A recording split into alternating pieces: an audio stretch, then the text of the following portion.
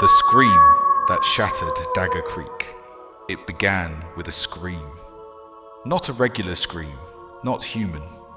It was a howl that ruptured the sky, half static, half pain, rising from the mountains just outside Dagger Creek. At exactly 3:12 a.m., every phone in town lit up with emergency alert, unknown seismic event detected. The scream was never recorded. Microphones turned to white noise. Animals ran. Babies cried. A blackout followed. That was day 1. 2. The disappearances begin within 48 hours. 6 residents were missing. No forced entries, no blood, just ashes on their pillows. Their pets were found in corners, shaking violently, staring at the walls. Local police wrote it off as carbon monoxide poisoning, but ex-military tracker Grant Mallory didn't buy it. He lived at the edge of the woods and had seen something strange. Burned footprints that walked out of the forest. Not into it. They weren't from a boot. Not from a shoe. They weren't even human. 3. The code beneath the static. Across town, Clara, a 17-year-old high school hacker obsessed with frequencies, had been analyzing the static from the scream. Her makeshift radio tower captured something embedded in the frequency. A pattern. She converted it to audio. It whispered, "You buried it. You left it. It remembers." There were coordinates. They pointed to an abandoned missile silo deep in the forest, decommissioned in 1974. She reached out to Grant. He'd already seen it in his nightmares. 4. The team enters the woods. Clara and Grant formed a team. Clara, genius frequency decoder. Grant, survivalist, ex-military. Elias, historian with knowledge of Cold War sites. Marla, combat medic, and Clara's aunts. As they entered the forest, phones died. Compass needles spun. A low hum vibrated their bones. Trees looked like they were breathing.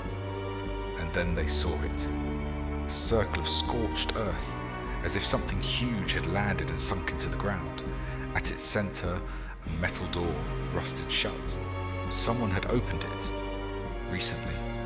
5. Beneath the silence. Inside, the silo was cold and damp.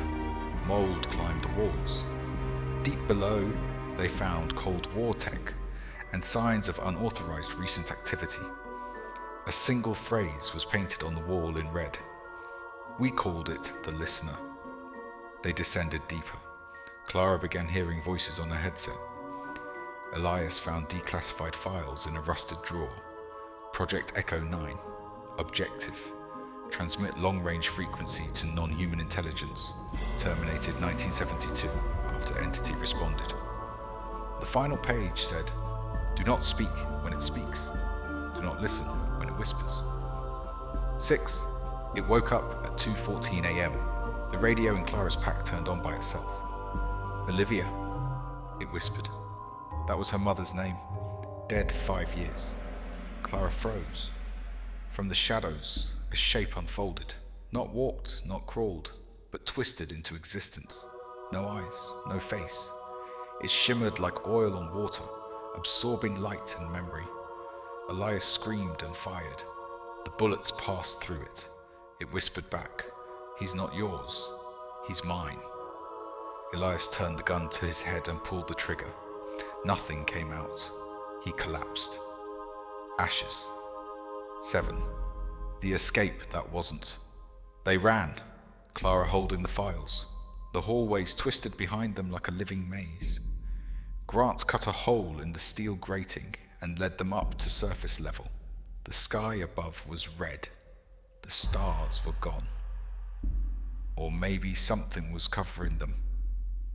They reached Grant's truck. It wouldn't start. The radio turned on. A familiar voice. "Marla, don't look behind you." Marla turned. Nothing was there. Then her shadow moved on its own, away from her. Then she was gone. 8. The clue in the code. Back in Grant's cabin, Clara broke down. Only she and Grant were left. The static from the radio was looping a phrase again and again. The voice listens. The mind answers. Only one can survive. Clara remembered something her mother used to say during her radio experiments. Frequencies carry more than sound. They carry presence. They realized the entity wasn't speaking. It was listening through them, using sound as a vessel. It needed minds to anchor itself. What if that scream on day one wasn't a message? What if it was a beacon? 9. The final confrontation. Clara set up a loop, a 7 Hz frequency known to disrupt human auditory processing. She lured the entity using Grant's voice, pulled from old recordings. They returned to the silo. Everything was wet, like reality itself was melting. Clara turned on the loop. The entity appeared, larger, more defined, former from whispers and smoke. It shrieked, and part of the wall peeled like paper. But the frequency hurt it. For the first time, it faltered. Grant ran forward with C4 strapped to his chest. Tell my wife I didn't break the radio. Boom. The silence after the explosion was worse than the scream. 10. The twist ending. Buried truth. Clara woke up outside the crater. She was alive. Grant was gone. The silo, gone. But the radio, still working. She took the files to the FBI. One man looked at the folder and whispered, I was on that project. In 72. We didn't contact something. We created something. A listener made from all the test subjects who died in silence. It learned to think in frequencies. Clara stared. Where is it now? He looked at her radio. It's wherever you are. Final line. Cliffhanger. That night, Clara returned home and placed the radio in the garage. At 2:14 a.m, it turned on by itself. No whispers, no screams. Just the sound of a child's voice. Hi, Mom. Can you hear me now?